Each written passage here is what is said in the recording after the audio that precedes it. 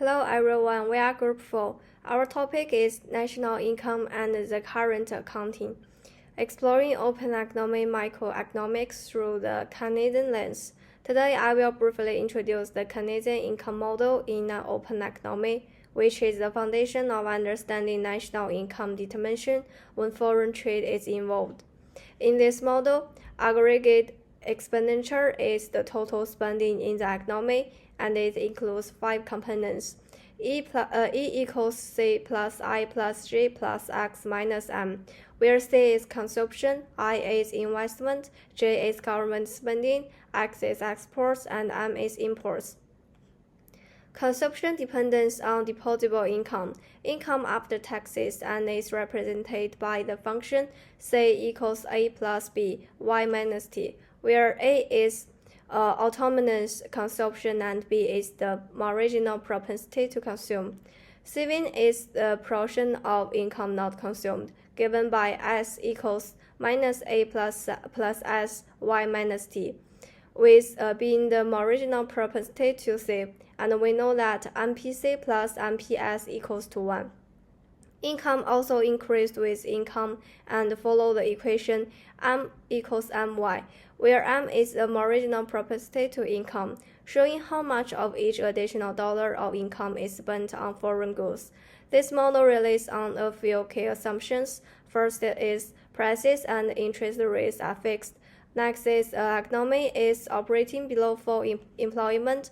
And the last one is investment, government spending, taxes, and exports are considered autonomous, meaning they don't change with income. This open economy model helps us understanding how international trade affects income levels and the equilibrium in economy. Okay, let's move on next part. Next is my part. Part 2, determination of equilibrium national income. In equilibrium national income, it happens when total spending E is equal to total income or output Y.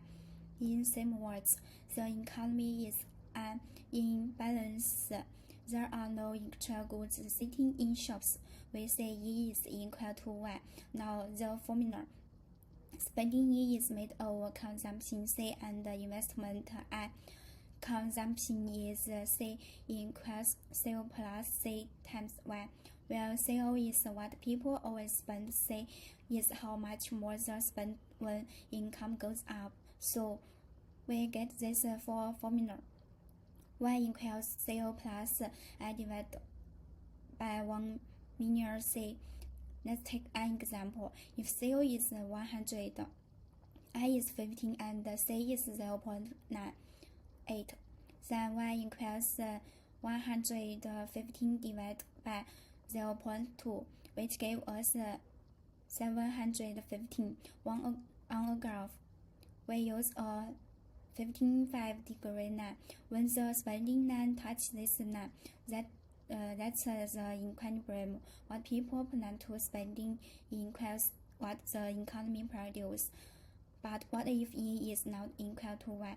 If E is greater than Y, people want to buy more than what's made, so output goes up. If E is less than Y, there are too many goods, so output goes down.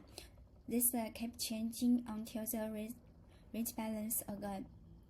Concluding, it shows us how the economy stays stable or changes.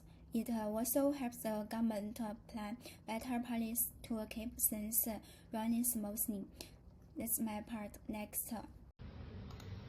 Today, we will explore the key economic concepts of savings, investment, and current account.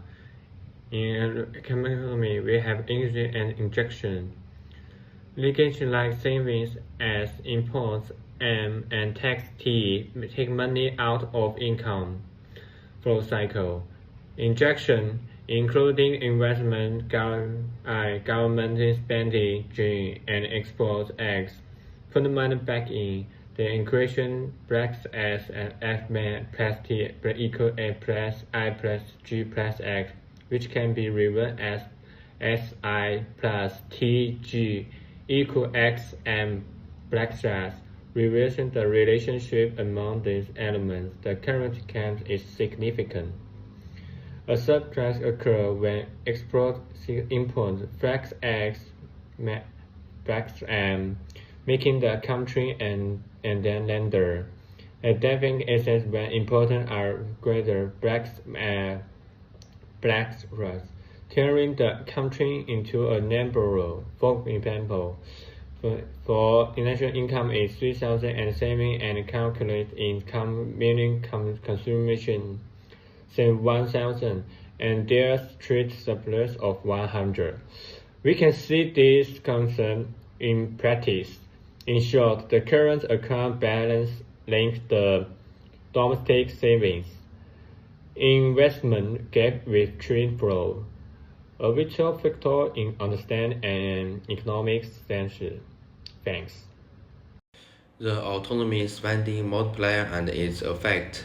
I'm going to talk about the autonomy spending multiplier and its impact on the economy, especially in an open economy like ours. First, what is the spending multiplier?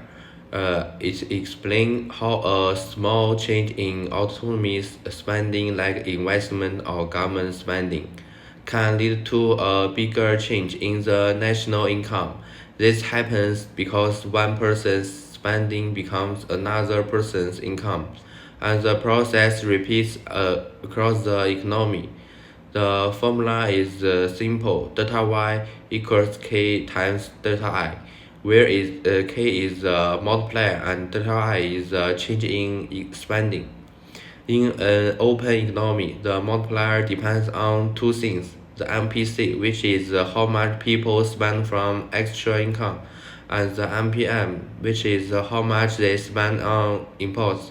A higher MPC increases the multiplier, but a high MPM reduces it because money leaves the country through imports. Let's look at an example.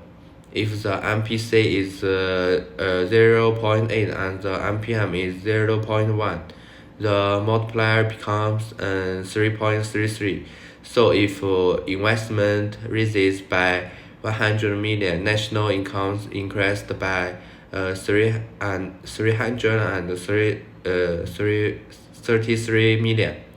Finally, we must consider international feedback. If country A increases spending, it imports more from country B, helping B's economy. As B grows, it may import more from A, and this creates a cycle.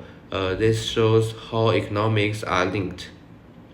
In conclusion, the multiplier helps us understand how one spending decision can drive us through both domestic and global economics. It's a key tool for a smarter policy making in today's interconnected world. Okay, that's all. Thank you. Economy stability policies. Good afternoon, everyone. Let's talk about how governments keep economy stable using simple policy tools. Every nation works toward two important goals: keeping people employed with stable prices at home, while maintaining balanced trade with other countries. These objectives often need careful policy adjustments. When prices rise too quickly and imports exceed exports, government typically reduce spending and raise interest rates to cool the economy. On the other hand, when exports are strong but unemployment is high, increasing public spending and lowering interest rates helps create more jobs. Some situations require more nuanced approaches. For example, when both unemployment and trade deficits are high, allowing the currency to weaken slightly can make exports more competitive abroad. Similarly, when facing strong exports alongside rising inflation, letting the currency strengthen helps control domestic prices. Government mainly use three tools to manage these situations: adjusting their budgets through spending and taxes, setting appropriate interest rates, and when necessary inflation currency values. The real skill lies in knowing which combination to use and when to use it, just like a doctor chooses the right treatment for each patient. Policymakers must select the right mix of tools for each economic situation. There's never just one solution that works for all cases. That's all for our group presentation. Thank you for listening.